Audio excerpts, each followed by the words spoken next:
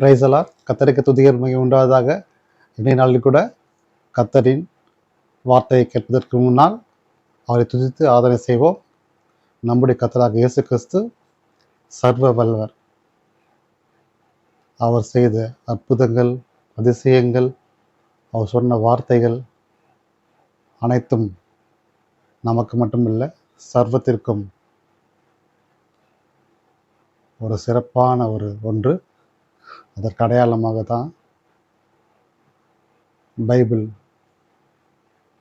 வேதாகமம் உலகமெங்கும் கர்த்தரின் வார்த்தையை சொல்லி அனைவரும் ரட்சிப்புகள் கொண்டு வந்து கொண்டிருக்கிறது. அவர் சொன்ன வார்த்தைகள். சர்வத்தையும் படைத்தவர் அவர் வார்த்தைகள் மூலமாக இன்று நம்மோடு இருக்கிறார். அவருக்காக ஒரு பாடலை பாடுவோம். சர்வ வல்லவர் என் சொந்தமானார், சாவை வென்றவர் என் ஜீவனானார். சர்வ வல்லவர் என் சொந்தமானார், சாவை வென்றவர் என் ஜீவனானார். ஆஹா, இது அதிசயம் தானே, ஓஹோஹோ, இது உண்மை தானே. ஆஹா, இது அதிசயம் தானே, ஓஹோஹோ, இது உண்மை தானே. சர்வ வல்லவர் என் சொந்தமானார், சாவை வென்றவர் என் ஜீவனானார். கண்டு கொண்டேன் ஒரு புதையல், பெற்று கொண்டேன் ஒரு பொக்கிஷம். கண்டு கொண்டேன் ஒரு புதையல், பெற்று கொண்டேன் ஒரு பொக்கிஷம். இயேசுதான் என் இரட்சகர், இயேசுதான் என் ராஜா, இயேசுதான் என் இரட்சகர், இயேசுதான் என் ராஜா. சர்வ வல்லவர் என் சொந்தமானார், சாவை வென்றவர் என் ஜீவனானார். சந்தோஷமும் சமாதானமும் என் உள்ளத்தில் பொங்குதையா, சந்தோஷமும் சமாதானமும் என் உள்ளத்தில் பொங்குதையா. பாவமெல்லாம் போக்கிவிட்டார், பயங்கள் எல்லாம் நீக்கிவிட்டார். நம் பாவமெல்லாம் போக்கிவிட்டார், பயங்கள் எல்லாம் நீக்கிவிட்டார். சர்வ வல்லவர் என் சொந்தமானார், சாவை வென்றவர் என் ஜீவனானார். பரலோகத்தில் எனது பெயர் எழுதிவிட்டார் என் இயேசு, பரலோகத்தில் எனது பெயர் எழுதிவிட்டார் என் இயேசு. என் வாழ்வில் நோக்கமெல்லாம் என் இயேசுவுக்காய் வாழ்வதுதான். என் வாழ்வில் நோக்கமெல்லாம் என் இயேசுவுக்காய் வாழ்வதுதான். சர்வ வல்லவர் என் சொந்தமானார், சாவை வென்றவர் என் ஜீவனானார். சர்வ வல்லவர் என் எஜமானன், சாவை வென்றவர் என் மணவாளன். கர்த்தருக்கு ஸ்தோத்திரம் உண்டாவதாக. Praise the Lord. எல்லாம் எப்படி இருக்கீங்க? இன்றைய பரிசுத்த ஓய்வு நாளிலே உங்களை சந்திப்பது மிக்க மகிழ்ச்சி அடைகிறேன். இன்றைய நாளில் கூட கர்த்தர் கொடுத்த ஒரு புதுமான வார்த்தை, சர்வ வல்லவர். சர்வவர் சர்வத்தையும் படைத்தவர். சர்வம் என்றால் உலகம், உலகத்துக்கும் ஒரு வல்லவர் என்றால் அது நம்முடைய கர்த்தராக இயேசு கிறிஸ்து. ஏன் சர்வவல்லவர் என்று சொல்கிறோம்? ஏனென்றால் அவரை போல் ஒரு மெய்யான ஒரு இரட்சகர், உலகின் ஒளி, நமக்காக பாடுபட்டு மரித்தவர், இன்னும் சொல்லிக்கொண்டே போகலாம். நமக்காகவே பிறந்தவர், நமக்காகவே மரித்தவர், ரத்தம் சிந்தி மரித்தவர், நமக்காகவே இன்றும் அவர் வார்த்தைகளால் ஜீவித்துக் கொண்டிருப்பவர். இன்று வரையில் அவர் ரட்சிப்பு உலகெங்கும் இருந்து கொண்டிருக்கிறது. அவர் செய்த சகல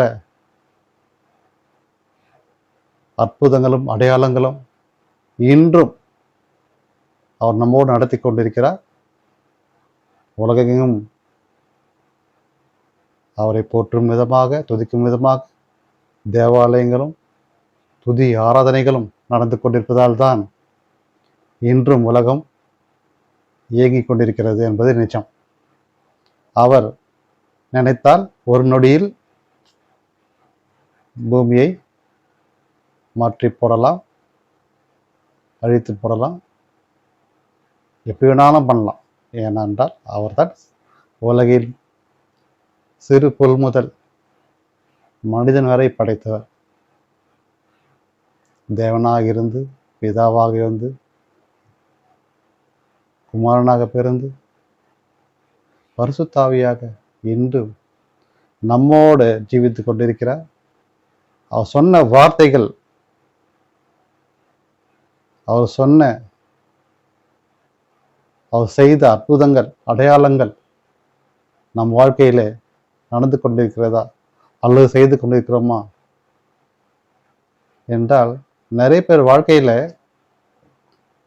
அதை பின்பற்றுவதில்லை, அதை செய்து கொண்டிருப்பதில்லை, அதை நாம் உணர்ந்து கொள்வதும் இல்லை, அந்த அற்புதம் நடைபெறவும் இல்லை, இல்லையா? நம்முடைய சர்வமல்லையுடைய தேவன், நம்ம கர்த்தராக இயேசு கிறிஸ்து சொல்கின்ற ஒரு வார்த்தை என்னவென்றால், எடுத்துக்கொள்வோம். யோபு 42:2. தேவரீர் சகலத்தையும் செய்ய வல்லவர், நீர் செய்ய நினைத்தது தடைபடாது. பாருங்க, அவர் சர்வத்தையும் செய்ய வல்லவர், நீர் செய்ய நினைத்தது தடைப்படாது அப்படின்றா இயேசு கிறிஸ்து ஒன்று நினைத்தால் அதை முடிக்காமல் விட மாட்டார், செய்யாமல் இருக்க மாட்டார். உங்கள் வாழ்க்கையில் கூட எத்தனையோ விதமான வேண்டுதல்கள், எத்தனையோ விடுதலைக்காக ஜெபித்திருப்பீங்க, எத்தனையோ போராட்டங்களாக ஜெபித்திருப்பீங்க, எத்தனையோ உடல் சுகத்துக்காக ஜெபித்திருப்பீங்க. கர்த்தருக்கு பதில் கொடுத்து உங்களுக்கு விடுதலையும் ஆசீர்வாதத்தையும் கொடுத்திருப்பார், சுகத்தை கொடுத்திருப்பார், இல்லையா? அதுதான் அவர் சொன்ன வார்த்தைகள் நீங்கள் பின்பற்றி அவரை நம்பிக்கையோட விசுவாசத்தோட நீங்கள் ஜெபிப்பீர்களானால் நாம் கேட்டுக்கொள்வது நடக்கும். அவர் செய்ய நினைத்தது தடைப்படாது. ஏனென்றால் அப்போதே சொல்லியிருக்கார், இல்லையா? முன்னாடி சொன்ன வார்த்தைகள் இந்த பைபிளில் இன்னமும் ஜீவித்திருக்கிறது. அந்த வார்த்தை தான் இன்று நடந்து கொண்டிருக்கிறது. அற்புதங்களாக அதிசயமாக உணர்ந்து கொண்டிருக்கிறோம். நமக்கு மட்டுமல்ல, உலகத்தில் இருக்கிற அத்தனை மக்களுக்கும் சொந்தமானவர் தான். ஆனால் உலகில் தான் பல்வேறு பிரிவுகள் வேறு வேறு பாதை சென்று கொண்டிருக்கிறார்கள். ஆனால் உண்மையாக நேசிக்கின்ற, உண்மையாக நமக்காக வாழ்ந்து இருந்து இன்றும் நம்மோடு இருக்கின்ற நம்ம கர்த்தராகிய இயேசு கிறிஸ்துவின் நாமத்தை துதிக்கின்ற ஒவ்வொருவருக்கும் ரட்சிப்பு உண்டு. அப்படி ரட்சிப்பு பெற்றவர்கள் தான் அவருடைய வருகையிலே எடுத்துக்கொள்ளப்படும். நீங்களும் அப்படி இருப்பீர்கள் என்று விசுவாசிக்கிறேன். ஒருவேளை அப்படி நான் வர முடியலன்னு ஃபீல் பண்ணீங்கன்னா, நீங்கள் வசனம் எடுத்து, பைபிள் எடுத்து வாசிங்க, அந்த வார்த்தையை பின்பற்றுங்க. அது என்ன வார்த்தையை சொல்லுற என்பதை உணர்ந்து கொள்ளுங்க. அதன்படி நடக்க முயற்சி எடுங்க.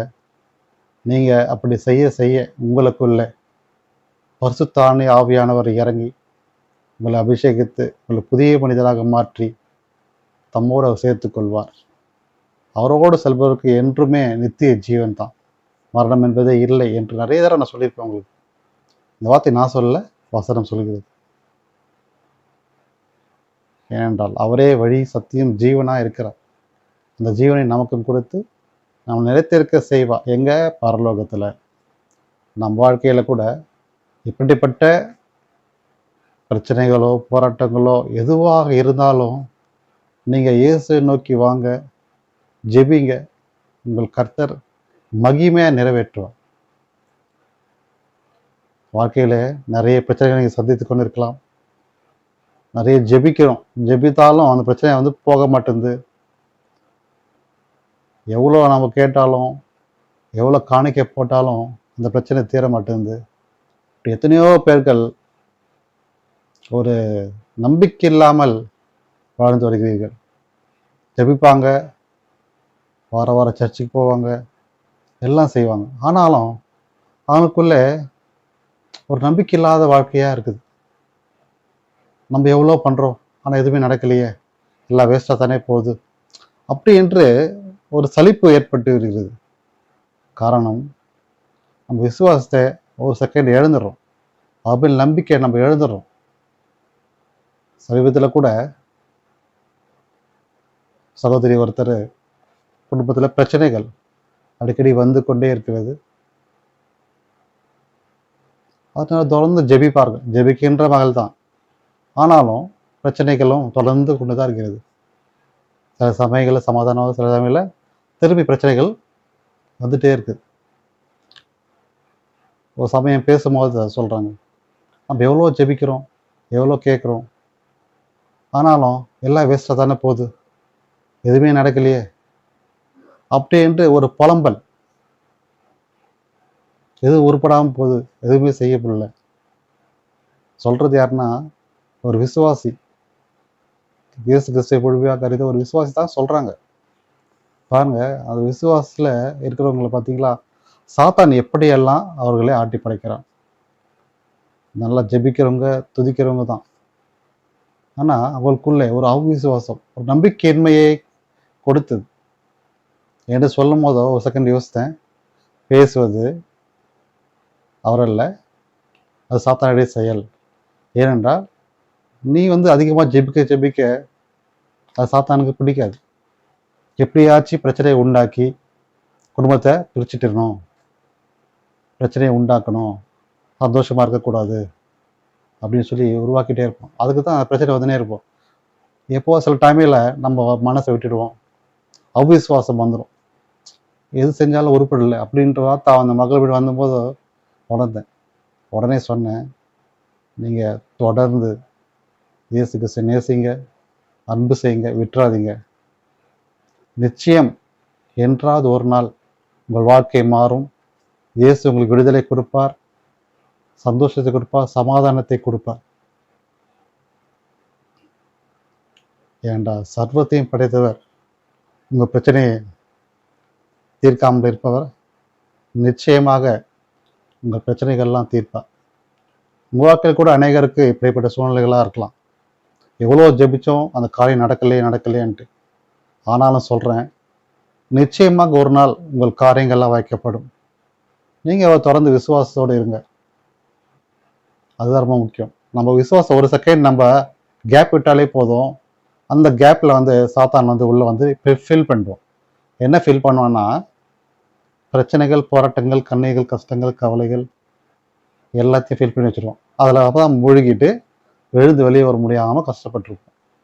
ஜெபம் பண்ணுவோம், ஆனால் முடியாது. நீங்கள் விசுவாசத்தில் ஐக்கியப்பட்டு சாத்தானை எதிர்த்து போட விதமாக ஜெபிக்க வேண்டும். அதற்காக நீங்கள் செய்ய வேண்டிய விஷயம் என்னன்னா, தொடர்ந்து நீங்கள் வேதத்தை வாசித்து அதில் உள்ள அர்த்தத்தை புரிந்து அதை நடக்க முயற்சி எடுக்கும் போதோ, அதிகமாக ஜெபிக்கும் போதோ, நீங்கள் எப்பெல்லாம் ஃப்ரீயாக இருக்கிறீங்களோ அந்த டைமில் நீங்கள் ஜெபம் பண்ணும் போதோ இயேசு கிறிஸ்து மகிமையாக உங்களுக்கு வெளிப்படுத்துவார். உங்களுக்குள்ளே அபிஷேகத்தை கொடுப்பார். அந்த அபிஷேகம் அக்னி அபிஷேகமான ஒரு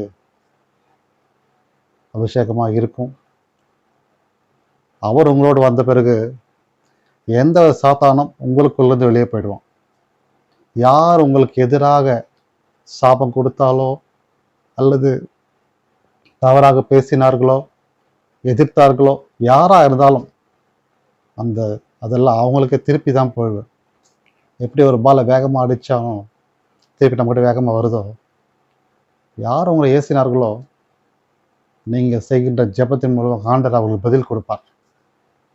பதில் கொடுத்து அவர் திருத்துவார். பதிலுக்கு பதில், பழிக்கு பழி கிடையாது. அவர் திருத்தத்துக்காக கொடுக்க பதிலடி. நம்முடைய ஆண்டவர் அனைவரையும் நேசிப்பவர். அதனால் யாரையும் பழிவாங்க அழிக்க நினைக்க மாட்டார். அவர் மாற்றத்தான் நினைப்பார். அது நம்முடைய கர்த்தராகிய இயேசு கிறிஸ்து. நீங்கள் ஒன்றுமே செய்ய வேண்டாம். ஜெபம் செய்யுங்க, விசுவாசிங்க, தொடர்ந்து நம்புங்க. அவரை நம்பினாதான் உங்களுக்கு பலன் கிடைக்கும். சொல்லுங்கள், நான் நம்புவது அவராலே வரும்.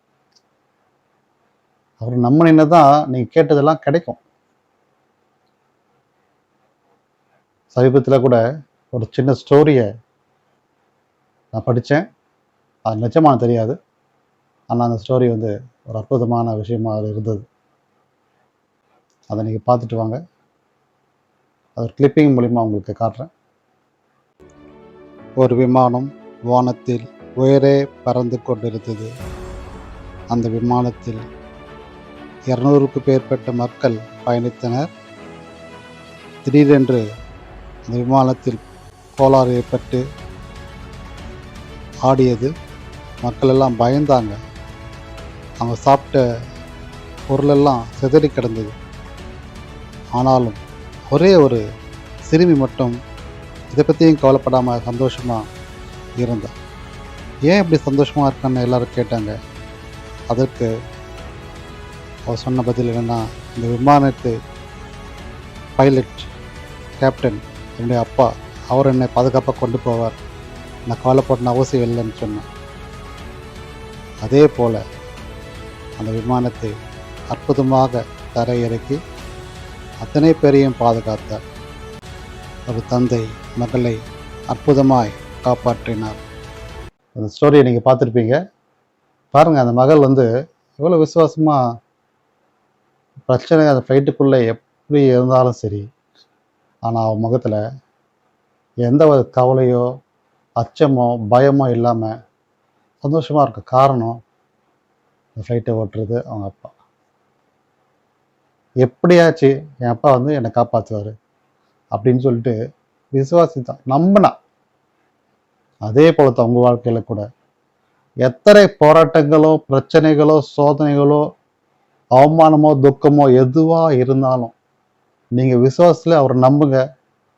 நம்முடைய அப்பா இயேசு கிறிஸ்து உங்களை நிச்சயமாக காப்பாற்றுவார். வசனம் சொல்கிறது, சத்தியத்தை அறிவீர்கள், சத்தியம் உங்களை விடுதலையாக்கும். சத்தியம் அந்த வேத வார்த்தையை நீங்கள் தொடர்ந்து படிங்க, விசுவாசிங்க. உங்களுக்கு விடுதலை இந்த வார்த்தையின் மூலமாக ஆண்டவர் கொடுப்பார். நான் தொடர்ந்து ஜெபம் பண்ணி தான் இருக்கேன், நடக்கலைன்னு நீங்கள் யோசித்து கொண்டிருக்கலாம். தொடர்ந்து ஜெபம் பண்ணிட்டே இருங்க. அதுதான் எப்பவுமே சொல்வேன். நிச்சயமாக நீங்கள் கேட்டது நடக்கும். அதில் ஒரு செகண்ட் கூட நீங்கள் பின்மாற்றம் வரக்கூடாது. அன்றைய அநேக கிறிஸ்தவ வாழ்க்கையில் அநேகருக்கு பின்மாற்றம் அதிகமாக இருக்குது. ஜெபம் செய்வாங்க, கேட்பாங்க, நடக்கலைன்னா அதை அப்படியே விட்டுட்டு ஒரு சோர்வடைந்து சர்ச்சுக்கு போக மாட்டாங்க, அதிகமாக ஜெபிக்க மாட்டாங்க. எல்லாமே கொஞ்சம் கொஞ்சமாக அப்படியே இறங்கி போயிடும். இதெல்லாம் உருவாக்குறது யார்னா? சாத்தான் தான். அதில் நீங்கள் விளைய வேணும்னா தொடர்ந்து கெட்டியாக பிடிச்சிக்கணும். கெட்டியாக பிடிச்சிட்டிங்கன்னா தான், விட்டீங்கன்னா அந்த விட்ட கேப்பில் அவன் பிடிச்சிடுவான். அது நம்ம சோதனை தான். நீங்கள் அவரை தொடர்ந்து பிடிச்சிட்டே இருந்தீங்கன்னா அவர் உங்களை விடவே மாட்டார். என்னைக்கு எப்போ தூக்கணுமோ அப்போ உங்களை தூக்கிடுவார். கை பிடிச்சிட்டு தான் இருப்பார். உங்களை எந்த வழியோ சோர்வடைய விட மாட்டார். ஒரு நாள் உங்கள் வாழ்க்கை மாறும். உங்கள் துக்கம் சந்தோஷமாய் மாறும். எவைகள் நீங்கள் கேட்டவர்கள் அவையெல்லாம் நீங்கள் பெற்றுக்கொள்வீர்கள். கர்த்தர் எனக்காக யாவும் செய்து முடிப்பார் என்று நீங்கள் விசுவாசிக்கணும். வசனத்தை படித்தா மட்டும் போதாது, நீங்கள் விசுவாசிக்கணும். நீங்கள் வசனத்தை படிச்சிங்கன்னா நீங்கள் அதை நம்பிக்கையாக இருக்கணும். கர்த்தர் எனக்காக யாவும் செய்து முடிப்பார்.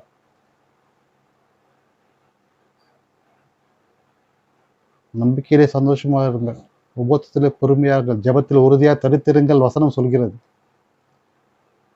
இது மூணுமே நீங்கள் கடைப்பிடிச்சிங்கன்னா உங்கள் வாழ்க்கை நிச்சயம் ஆண்டவர் நம்முடைய இயேசு கிறிஸ்து உங்களை விடுதலை கொடுப்பார்.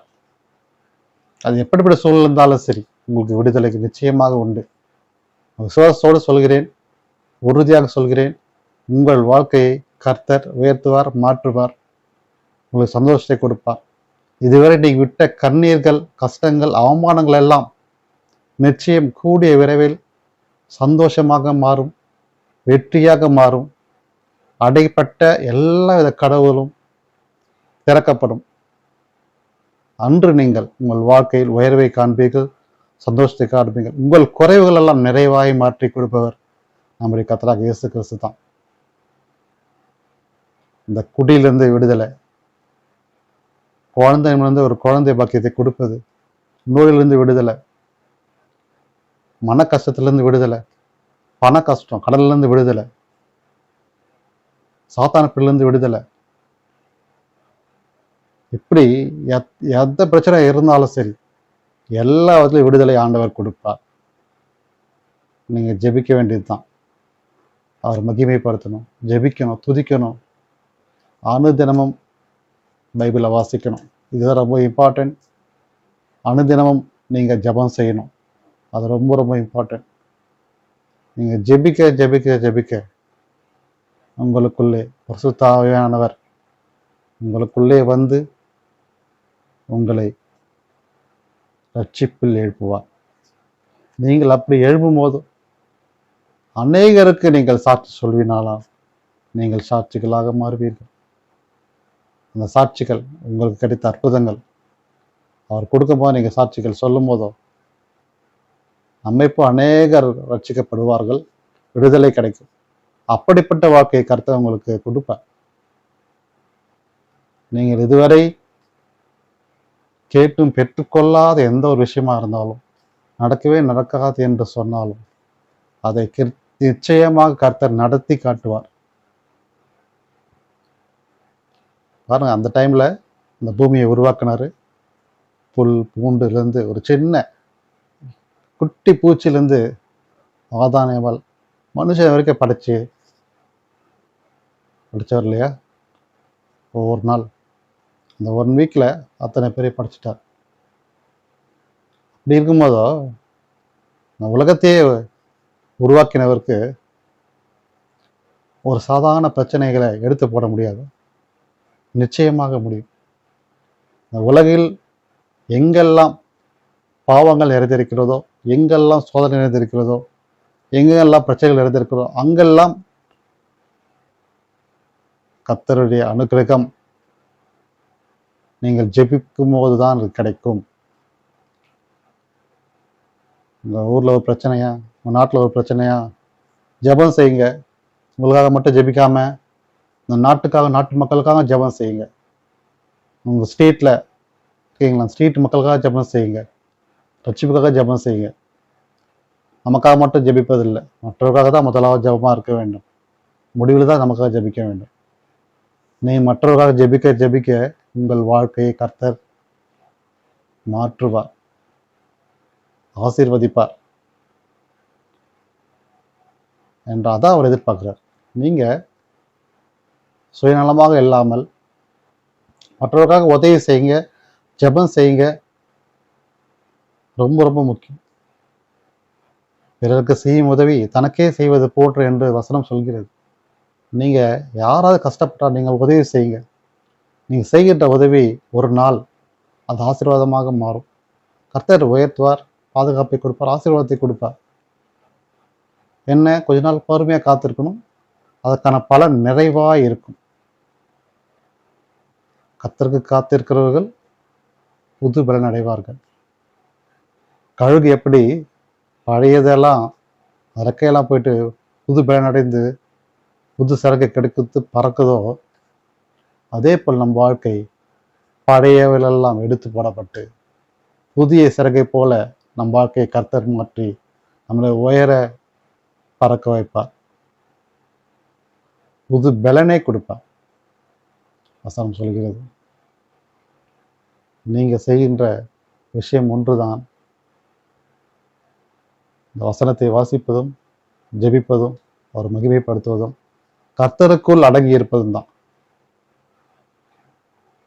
நீங்க அவரை நேசிங்க, அவர் உங்களை நேசிப்பார்.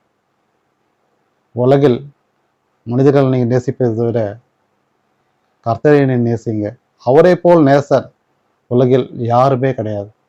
நீங்கள் அவரை நேசிக்க நேசிக்க அவர் உங்களை உயர்த்தி கொண்டே இருப்பார். அதை நீங்கள் நிச்சயமாக உணர்வீங்க. மனித அன்பு ஒரு நாள் காணாமல் போகும். ஆனால் நம்முடைய கர்த்தரின் அன்பு என்றும் இறுதி வரை நம்மோடு இருந்து நம்மளை நித்திய ஜீவனை கொண்டு சென்று விடும். உங்கள் வாழ்க்கையிலே நீங்கள் இதுவரைக்கும் பிரச்சனைகள் மட்டுமே இருந்து கொண்டிருந்தா தயவுசெய்து வெளியே வந்துடுங்க. இயேசுவை நோக்கி வாங்க, ஜெபிங்க, துதிங்க, மகிமைப்படுத்துங்க. அது யாராக இருந்தாலும் சரி, ஹிந்து, கிறிஸ்டின், முஸ்லீம் யாராக இருந்தாலும் சரி, இந்த செய்தியை முதல் தடவை யாராவது கேட்டீங்கன்னா ஒரு தடவை நீங்கள் இயேசுகிட்ட வந்து ஜெபம் பண்ணுங்க. உங்கள் வாழ்க்கை மாறும், உங்கள் துக்கம் சந்தோஷமாய் மாறும். இயேசு நிச்சயம் உங்களுக்கு விடுதலை கொடுப்பார். ஒரே ஒரு தடவை நீங்கள் இயேசுகிட்ட ஜெபம் பண்ணுங்க, நிச்சயமா ஆசீர்வாதமாக உங்கள் வாழ்க்கை மாறும். இதை நான் 100% உங்களுக்கு உறுதி சொல்கிறேன். வசனம் சொல்கிறது, நானே வழியும் சத்தியம் ஜீவனமாக இருக்கேன்.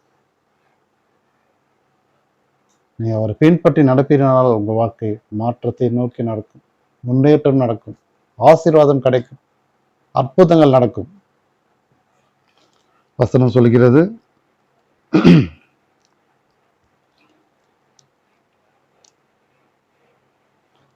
உன்னதமான மறைவில் இருக்கிறவன் சர்வ வல்லமையுள்ள இடங்களிலே தங்குவான். உன்னதமான மறைவில் இருக்கிறவன்னா, உன்னதமானவன்னா நம்ம இயேசு கிறிஸ்துவின் மறைவில் இருக்கிறவன், அவரோடு இருக்கிறவன் சர்வ வல்லவருடைய நிழலிலே தங்குவான். சர்வ வல்லவர்னா இயேசு கிறிஸ்து அவரோடு எப்பவுமே இருப்பான். அந்த வாழ்க்கை ஒரு ஐஸ்வர்யத்தின் வாழ்க்கையாக இருக்கும். நீங்கள் அவர் நம்ம ஐஸ்வர்யம் சம்பத்தும் நிறைந்திருக்கும். இரட்டிப்பான் நன்மைகளாக உங்களை முடி சுற்றுவார், அதிசயங்களை காண செய்வார். நீங்கள் ஒரே ஒரு தடவை நீங்கள் அவரை நோக்கி வாங்க, அவர் விசுவாசிங்க, அவர் ஐக்கியப்படுங்க, அவரை நம்புங்க. நீங்கள் அவர் நம்பினா உங்கள் வாழ்க்கை சந்தோஷமாக கிடைக்கும், சமாதானம் கிடைக்கும். உங்கள் பின்மாற்றத்தை விட்டு விலகி இயேசுவின் நோக்கி அவரை பாதப்படி தனி அவர்கிட்ட மன்றாடுங்க, ஜெபிங்க.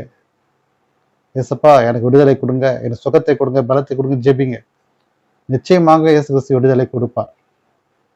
எப்படி அந்த மகள் விசுவாசத்தோட தன்னுடைய அப்பா காப்பாற்றுவார் என்று விசுவாசித்தாலோ, அவர் காப்பாற்றப்பட்டாலோ, அதே போல் உங்கள் வாழ்க்கையில் கூட நீங்கள் விசுவாசத்தில் வைக்கப்பட்டு என்னுடைய அப்பா என்னை காப்பாற்றுவார், நிச்சயமாக சுகத்தை கொடுப்பாரு, விடுதலை கொடுப்பாரு என்ற விசுவாசத்தை நீங்கள் நம்பிக்கையில், சந்தோஷத்தில், சமாதானத்தோடு நீங்கள் இருந்தீங்கன்னா, இயேசுவை கெட்டியாக பிடிச்சிட்டு இருந்தீங்கன்னா, அவரோட ஜெபித்து ஐக்கியப்பட்டு இருந்தீங்கன்னா, நிச்சயம் உங்களுடைய எதிர்காலம் பிரகாசமாக இருக்கும். ஏனென்றால் இயேசு கிறிஸ்துவின் மெய்யான ஒளி. அவர் வார்த்தைகள் உங்கள் வாழ்க்கையை ஒளியை கொடுக்கும். அவர் வார்த்தைகள் உங்கள் வாழ்க்கையில் வழியை கொடுக்கும். அவர் வார்த்தைகள் உங்களை மாற்றத்தை கொடுக்கும். அவர் வார்த்தை உங்களை புதிய மனிதனாக மாற்றும். அவர் வார்த்தை உங்களுக்கு அற்புதங்களை செய்யும். அவர் வார்த்தை உங்கள் மேல் கர்த்தர் மகிமையாக இறங்கி அவர் வார்த்தைகள் நீங்கள் பேசுபடி செய்வார். அதுதான் ஊழியம். நீங்கள் வார்த்தைகள் படிக்க படிக்க, இந்த வேதவசல வார்த்தைகள் நீங்கள் படிக்க படிக்க உங்களுக்குள்ள இறங்கி நீங்கள் மற்றவருக்கு சுவிசேஷம் சொல்வீங்க. அப்படி நீங்கள் சொல்லும் போது உங்கள் வாழ்க்கை ஆசீர்வதிக்கப்பட்ட வாழ்க்கையாக இருக்கும். இயேசு கிறிஸ்துவின் மகிமை உங்களுக்குள் எப்போது நிலைத்திருக்கும். இயேசு கிறிஸ்துவின் அடையாளமும் அதுதான். அவரை நீங்கள் பின்பற்றி வரப்போகிற அடையாளமும் அவர்கள் செய்கின்ற சின்ன சின்ன ஊழியங்கள் தான். பணத்தால் அல்ல, பொருளால் அல்ல, அவர் வார்த்தைகளாலே நீங்கள் சுவிசேஷத்தை அறிவிங்க. அதற்காக மட்டுமே அறிவிங்க. எந்த ஒரு காரணத்தோட நோக்கத்தோட உங்களுக்கு ஒரே நோக்கம், மற்ற ரட்சிப்பில் வர வேண்டும், அந்த நோக்கத்தோடு தான் இருக்கணும். இன்றைக்கு அநேகர் பணத்திற்கு பின்னால் சென்று அந்த பணத்திற்காக ஊழியம் செய்து கொண்டிருக்கார்கள்.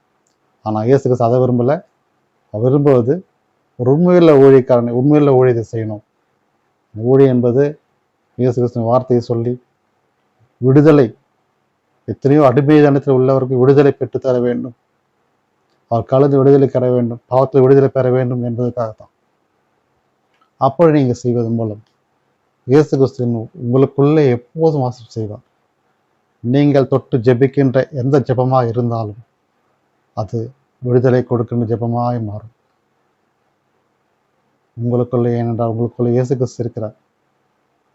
நீங்கள் தொட்டு ஜெபிக்கின்ற எந்த ஒரு மனுஷனாக இருந்தாலும் தொடுவது நீங்கள் அல்ல, அவருடைய கரங்கள். அப்படிப்பட்ட வல்லமையாய் உங்களுக்கு கர்த்தர் கொடுப்பார். நீங்கள் விசுவாசிக்க, நேசிங்க, ஐக்கியப்படுங்க. சர்வருடைய தேவன் உங்களோடு இருந்து ஆசீர்வதிப்பாராக.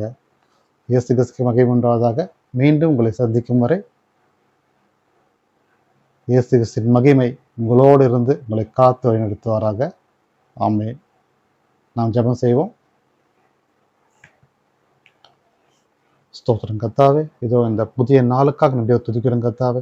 இந்த நாளில் கூட சாமி, நீர் எங்களுக்கு கொடுத்த அற்புதமான நேரத்திற்காக நன்றியை துதிக்கிறோம் கர்த்தாவே. சர்வத்தை படைத்த சர்வ வல்லமையுடைய தேவனாகிய கர்த்தரே, நாங்கள் துதிக்கிறோம், மகிமைப்படுத்துகிறோம், போற்றுகிறோம், உயர்த்துகிறோம் கர்த்தாவே. இந்த நாளில் கூட சாமி, மகிமையான நாளாக கொடுத்து எங்களை காண செய்த கிருபைக்காக நன்றி கர்த்தாவே. சாமி, இன்றைய தினத்தில் எத்தனையோ பேர்கள் இந்த அடிமை தினத்திலே விழுந்து கொண்டு, பாவத்தில் அடிமையாகி கொண்டு, எத்தனையோ சாத்தான பிள்ளைகள் இருந்து கொண்டிருக்கிற மக்களுக்காக ஜெபிக்கிறோம் கர்த்தாவே. நீ சர்வத்தை படைத்தவர் ஆண்டவரே, நீர் நினைத்தால் நிச்சயம் அவர் விடுதலை கொடுப்பேன் விசுவாசிக்கும் கர்த்தாவே. சாமி, இந்த செய்தியின் மூலமாக, ஜெபத்தின் மூலமாக பாவத்தில் விழுந்து கொள்வதில் நீ விடுதலை கொடுப்பீராக, ஒரு எழுப்புதலை கொடுப்பீராக, ரட்சிப்பை கொடுப்பீராக சாமி. சாமி, எப்படி நாங்கள் உங்களுக்கு ஐக்கியப்பட்டு இருக்க வேண்டும் என்று நீ சொல்லிக் கொடுக்கும் கர்த்தாவே. நாங்கள் உங்களை துதிக்கவும், கனப்படுத்தவும், மகிமைப்படுத்தவும் நீங்களுக்கு சொல்லிக் கொடுக்கும் கர்த்தாவே. எங்களுக்குள் நீங்கள் பேசுங்கள் கர்த்தாவே. நாங்கள் ஜெபிக்க ஜெபிக்க உம்முடைய மகிமை எங்களோடு இணைக்கும்படியா, எங்கள் வாழ்க்கையிலே நீங்கள் முன்னின்று வழிநடத்தும்படியா ஜெபிக்கிறோம் கர்த்தாவே. நாங்கள் ஒவ்வொரு நாளும் ஜெபிக்கும் போதும், துதிக்கும் போதும், வேதம் வாசிக்கும் போது கர்த்தாவே, உங்களுடைய பிரசன்னம் எங்களுக்குள் இறங்க முடியாது ஜெபிக்கிறோம் கர்த்தாவே. சாமி, இதோ இந்த செய்தியை கேட்டுக்கொண்டு எத்தனையோ பிள்ளைகளுக்காகவும், எத்தனையோ சகோதர சகோதரிகளுக்காகவும், எத்தனையோ பெரியவர்களுக்காகவும் ஜெபிக்கிறோம் கர்த்தாவே.